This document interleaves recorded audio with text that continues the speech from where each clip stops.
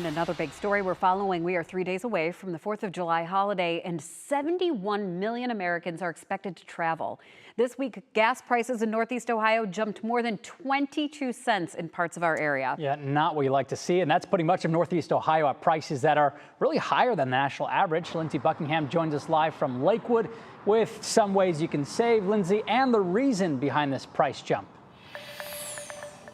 Hi guys, well, we're in Lakewood right now on Detroit Road, right in front of the Get-Go, which if you see behind me, prices are hovering around $3.55. Pretty steep, right? But gas experts say don't panic yet, because there's things you can do to find the best prices. If you're headed out for the 4th of July holiday, you'll be one of more than 71 million Americans AAA predicts to hit the roads this week. But a recent spike in gas prices is causing a roadblock for drivers. Eventually, all you're doing is just paying for gas. You got to sit at home because that's all you're doing is to keep filling up. According to GasBuddy's Patrick DeHaan, this recent surge is part of a price cycle we're especially feeling here in Northeast Ohio. Last week, a lot of stations raised their prices to $3.69 a gallon, which I believe is the high water mark now for 2024. DeHaan says for a week or two, you'll see prices drop a few cents. And when that happens, the stations basically start selling gasoline at or below their cost.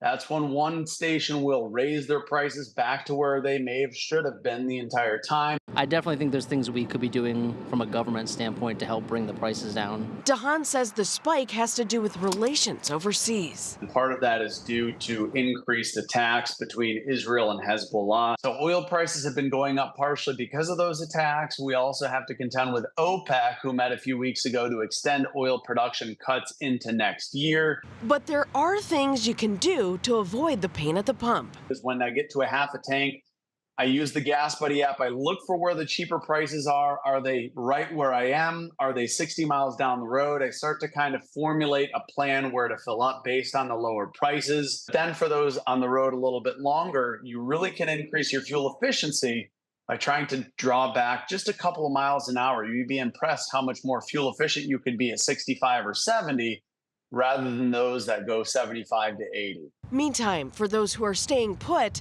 there's always wishful thinking. I would love for it to be under $3 a gallon.